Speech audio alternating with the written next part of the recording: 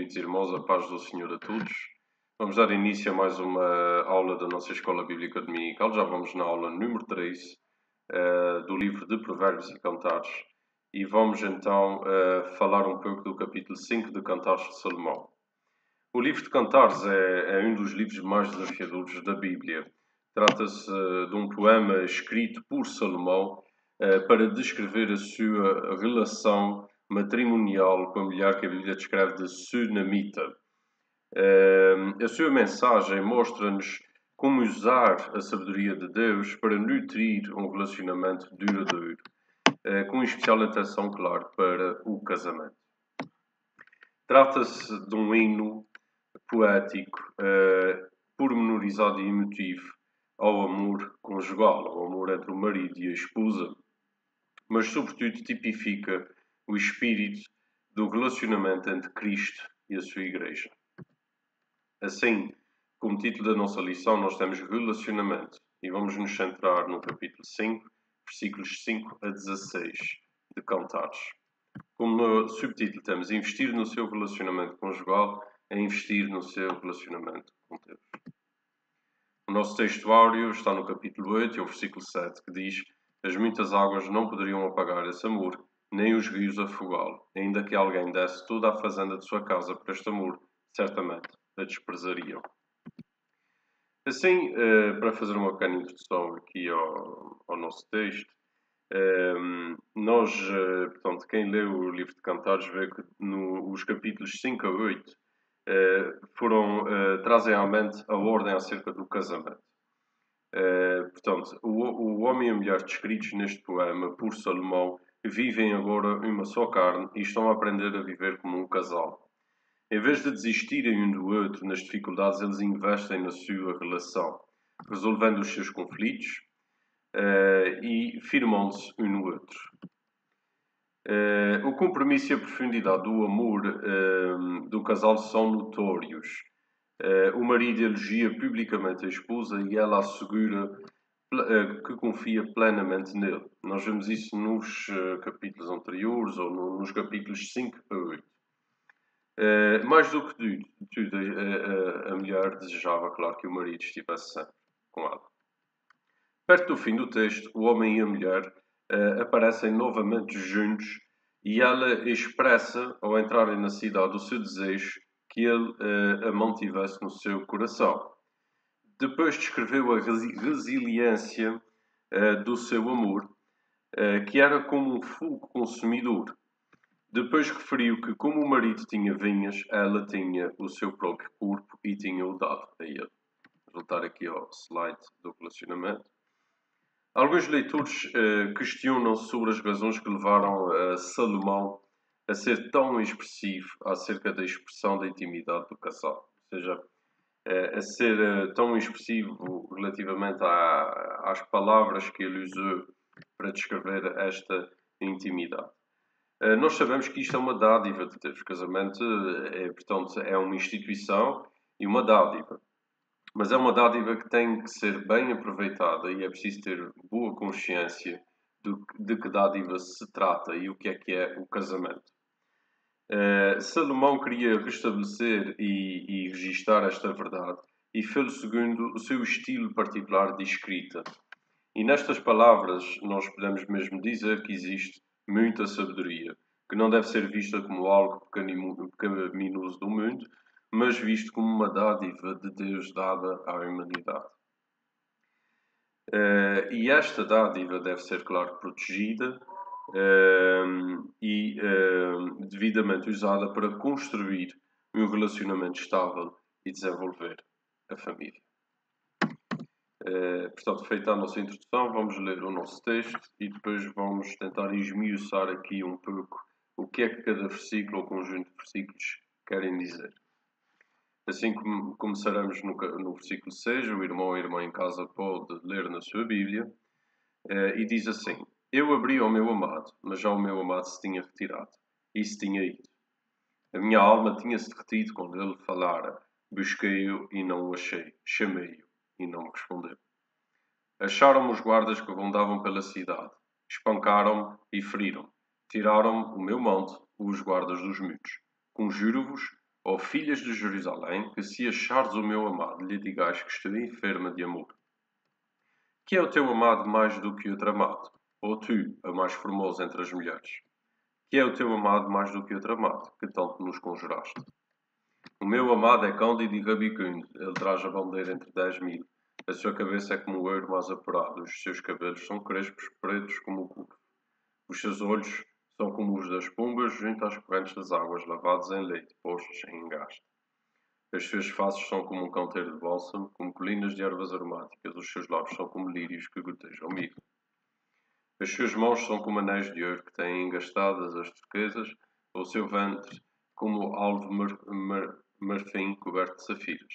As suas pernas como colunas de mármore fundadas sobre as bases de ouro puro. O seu aspecto como o Líbano, excelente como os cedros. O seu falar é muitíssimo suave. Sim, ele é totalmente desejável. Tal é o meu amado. E tal o meu amigo, ó filhas de Jerusalém. Portanto, este é o nosso texto. E aqui logo no versículo 10. Portanto, Salomão diz assim: Eu abri ao meu amado. Ele escreve assim, portanto, sob o ponto de vista da mulher. Mas já o meu amado se tinha retirado e se tinha ido. A minha alma tinha-se retido quando ele falara. Busquei e não o achei. Chamei-o e não me respondeu. Trata-se de uma cena trágica, não é? Quando nós olhamos para aqui, que retrata a noiva à procura do marido e a não conseguir encontrá-lo.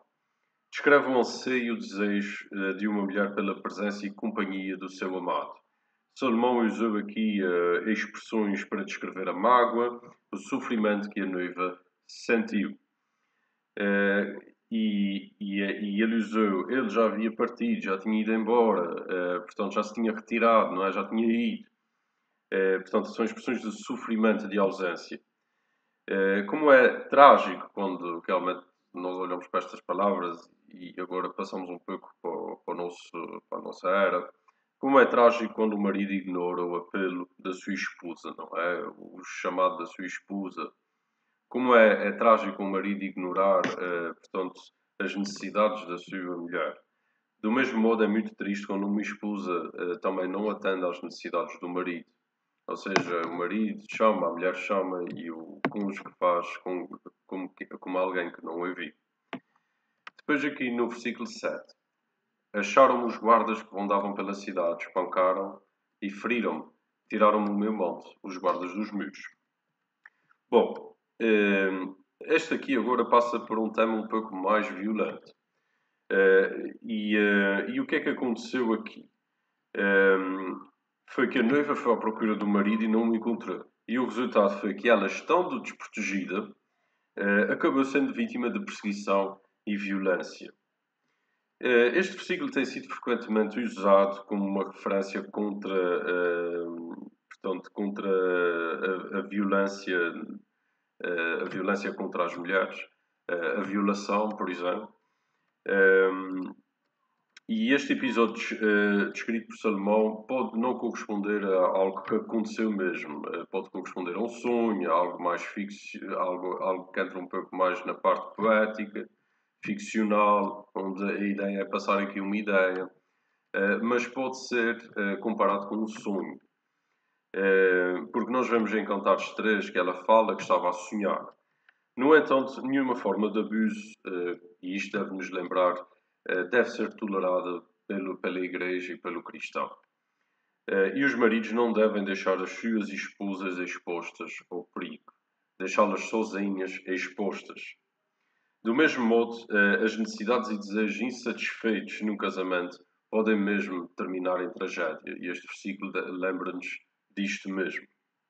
Portanto, obviamente que no espírito de Cristo, todos os cristãos devem se opor a qualquer tipo de injustiça, discriminação, ganância, egoísmo, violência e ódio, bem como a qualquer forma de imoralidade sexual, homossexualidade, adultério e pornografia. Esta forma de violência contra a mulher é algo que é condenável, ou seja, uma mulher ser perseguida por guardas ou por outra pessoa qualquer, e ser espancada. E a Igreja deve estar na linha da frente para condenar estas ações. No entanto, os maridos, atenção, não deixem as vossas esposas expostas. Pensem sempre na sua segurança. Agora aqui no versículo 8, diz assim: Conjuro-vos, ó filhas de Jerusalém, que se achares o meu amado, lhe digais que estou enferma de amor. Bom, aparentemente aqui ela continua a sua busca, não é? E agora num desespero maior. Ela antes não o encontrava, chegou a ser agredida e agora pede ajuda às filhas de Jerusalém. Que se virem o marido dela, digam que eu estou aqui. Queridos irmãos, os casamentos hoje em dia, portanto, enfrentam problemas muito sérios e desafios muito grandes. Quando os cônjuges estão distantes, como acontece aqui, a nível emocional, físico, portanto, podem acontecer muitos problemas dentro do casamento e rupturas. Esta noiva estava desesperada para encontrar um marido e colocou mensagens por toda a cidade. Procura-se, não é? Procura-se meu marido. E neste capítulo ela vai se referir 6 vezes ao marido como o seu amor. O centro da sua vida e nada se comparava a ele. E o seu profundo afeto não ia desaparecer. Existe aqui um apelo também subjacente para os casais trabalharem mais a proximidade nos seus casamentos. Os tempos são mesmo trágicos e isto é um alerta que nós todos temos que deixar e falar, dentro da igreja, fora da igreja. Os tempos são trágicos para os casamentos. A cada 100 casamentos em Portugal, em média, mais de metade deram em divórcio. Isto em 2011. Mais de metade deram em divórcio. E em 2011, este ano ainda, chegaram a ser registados 77 divórcios por cada 100 casamentos em Portugal. É uma tragédia. É um número assustador. Trata-se de uma tragédia silenciosa, portanto, e o casamento é hoje uma instituição em perigo por todo o mundo. E em muitos lugares deixou mesmo de significar um compromisso para a vida e tem até vindo a ser substituído por outras filosofias e outras visões de casamento. Um dos grandes causadores dos divórcios é realmente o afastamento emocional, que impede um crescimento do relacionamento conjugal e, pelo contrário, o estar presente na vida um do outro leva ao fortalecimento do laço entre os dois. Mas o afastamento emocional faz com que haja um grau de afastamento entre os dois e que o laço vai se tornando cada vez mais fraco. Como escreveu Salomão, o jardim do casamento precisa de cuidados diários. Agora no versículo 9. Que é o teu amado mais do que outro amado, ou tu, a mais formosa entre as mulheres? Que é o teu amado mais do que outro amado, que tanto nos conjuraste? O amor, repare-se aqui, não deve ser algo tido como garantido, mas deve ser continuamente desenvolvido e demonstrado. A resposta das mulheres à noiva é um desafio para que se recorde porque se sentia atraída pelo seu marido. Que é o teu amado mais do que outro amado? Porque o escolheu, o que o diferenciava dos outros. As suas respostas fizeram com que mandasse as mulheres da cidade informar o seu marido, ausente, que ela estava literalmente doente por ele, com falta de... Bom, esquecer as razões que levaram o marido ou a esposa a assumirem um compromisso de casar pode afetar a sua relação com o passar dos anos. As pessoas mudam, envelhecem e sem força de vontade para se recordarem das razões que os levaram a casar, só vai aumentar a possibilidade da morte do seu relacionamento. Assim, o lembrar-se porque entrou naquele relacionamento, na realidade, pode ajudá-lo a manter-lo vivo. Olhando agora os versículos 10 a 16. O meu amado é cândido e rabicundo, ele traz a bandeira entre 10.000. A sua cabeça é como o ouro mais apurado. Os seus cabelos são crespos, pretos como o couro. Os seus olhos são como as pombas junto às correntes das águas, lavados em leite, postos em engaste. As suas faces são como um canteiro de bálsamo, como colinas de ervas aromáticas. Os seus lábios são como lírios que gotejam mirra. As suas mãos são como anéis de ouro que têm engastadas as turquesas. O seu ventre como alvo marfim coberto de safiras. As suas pernas como colunas de mármore, fundadas sobre as bases de ouro puro. O seu aspecto como o Líbano, excelente como os cedros. O seu falar é muitíssimo suave.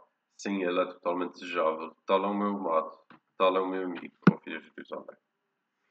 Portanto, nós vemos aqui o quê? O enaltecimento intencional um ao outro, o enaltecimento da esposa para com o marido. E isto no casamento é muito importante para o seu sucesso. Um casamento onde existe negligência está naturalmente condenado a ser um casamento infeliz e a falhar.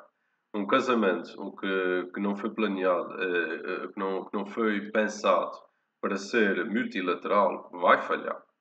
Porque ele não é unidimensional, ele não vai só para um lado, tem que ir para os dois lados.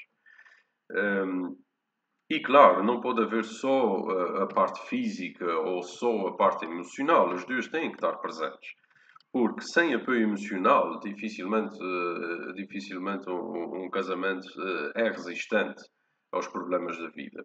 E sem a parte física, um casamento, claro, é frio e sem paixão.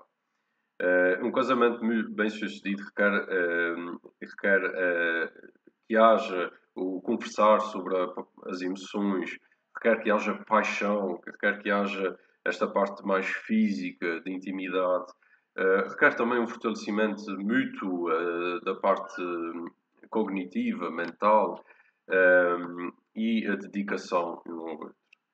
Nestes versículos que nós vemos aqui, a noiva vai, que nós vemos aqui, por exemplo, no 11, no 12, no 13, no 14 até o 16, a noiva vai repetir características que ela vê no seu marido que são maravilhosas, reafirmando o amor entre os dois, sobre uma forma de encorajamento. Primeiro, ela elogia os seus atributos físicos, cabelos pretos, olhos como os das pombas, faces como um canteiro de bálsamo. Portanto, vai falar do cabelo, dos olhos, da face, dos lábios, do corpo. Depois o identifica ainda como o seu amigo, não é? Aqui no versículo 16, e tal o meu amigo. Esta parte aqui é notável, porque isto significa que eles tinham confidência um com o outro. Era o seu amigo. E esta parte é notável porque, pois não era norma da cultura da altura pensar desta forma, que a mulher podia ser assim confidente. O que acontecia normalmente nesta altura é que os homens eram mais confidentes ou partilhavam as suas mágoas e dificuldades com os melhores amigos, com outros homens, e tentavam procurar muitas vezes neles, nos amigos, no grão de amigo, no grão de companheiro. Portanto, procuravam lá portanto, desabafar e procurar uma solução para os seus problemas e apoio. Não se olhava para a mulher como uma amiga, alguém que se pudesse falar sobre algumas coisas, não é? E isto é notável porque mostra uma grande intimidade e uma confidência entre Salomão e a Sunamita. Portanto, Salomão e a sua mulher.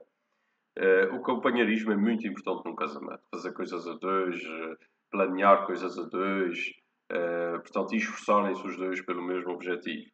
E por fim, claro, nós vemos aqui no texto que ela dá um apoio efusivo ao marido com profundidade emocional. O apoio tem que estar lá. O suporte emocional tem que estar lá. A parte física tem que estar lá. Tem que haver fogo, tem que haver paixão, intimidade. Mas ao mesmo tempo tem que haver realmente esta parte do companheirismo, da confidência. É sabido também, claro, que com o passar do tempo, por exemplo, a mulher descreveu aqui os atributos do seu marido, mas com o passar do tempo estes atributos vão mudar, não é? Principalmente ao nível da dimensão física. Mas todo o casamento bem-sucedido não inclui só essa parte, não é? Vai incluir a fidelidade, a intimidade e uma crescente ligação emocional. Um casamento saudável tem sempre uma crescente ligação emocional, um reforço desta ligação. Se o contrário acontecer, então o casamento está enfermo e está em decadência e pode mesmo falhar. Salomão retrata mesmo aqui em Cantares, e quando nós lemos este livro de Cantares, nós vemos aqui a descrição do tipo de casamento que Paulo fala em Efésios 5, onde ele diz de facto que os maridos devem amar e cuidar das suas esposas, do mesmo modo que Cristo ama e cuida da sua igreja. E as esposas devem, claro, amar e sujeitar-se aos seus maridos no cumprimento daquilo que significa permanecer em Cristo. Não se trata de violência, não se trata de escravidão, não se trata do marido fazer o que quiser com a esposa ou da esposa abusar da vontade do seu marido, não se trata de nada disso. Trata-se sim de apoio mútuo, fidelidade, intimidade, respeito. Trata-se sim de construir um fundamento sólido para o casamento. Trata-se sim de criar uma crescente ligação emocional. Portanto, o casamento é deve ser o maior exemplo de companheirismo entre duas pessoas, entre um homem e uma mulher. E ele é algo que deve fazer parte também da sua mais profunda intimidade. Assim, meus caros irmãos, vamos aplicar à vida 3 pontos. O casamento, segundo a vontade de Deus, deve ser caracterizado por apoio mútuo, moral e emocional. O casamento, segundo a vontade de Deus, é baseado num compromisso para se permanecer em fidelidade um ao outro por toda a vida. Segundo a vontade de Deus, o casamento deve incluir a apreciação mútua do cônjuge. De facto, quando nós vamos às estatísticas, nós vemos que o casamento está, portanto, sobre uma forte pressão. Em Portugal, por exemplo, nos últimos anos, a cada 100 casamentos, perto de metade, pouco mais de metade, dependendo das alturas, falham. Existem países como a Espanha e como a Itália que têm estatísticas ainda piores do que Portugal. O número de recasados, ou seja, pessoas que se divorciaram e voltaram a casar, também tem vindo a aumentar bastante.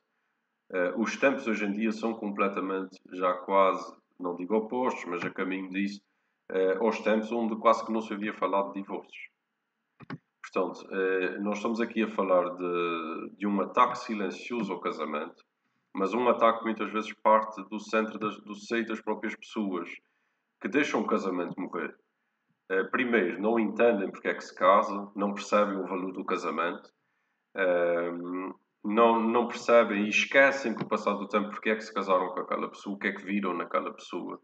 E quem pensa que ter filhos ajuda o casamento, realmente, portanto, pode ajudar, mas existem muitos divórcios com filhos, com filhos à mistura. Portanto, o ter filhos a pensar que o casamento vai se salvar não é suficiente. O que Salomão fala aqui não é ter um filho para salvar um casamento, que parece bem. Fala aqui da intimidade do casal, de um respeito mútuo e de uma crescente relação de intimidade de um com o outro.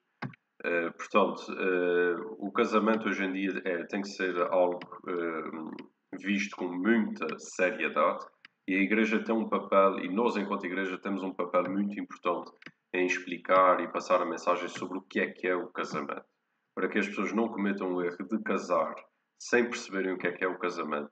E depois são situações que vão terminar, infelizmente, em divórcio. E é algo que Deus não apoia e que vai contra a vontade do Senhor. Caros irmãos, esta foi a nossa lição e espero que tenham gostado.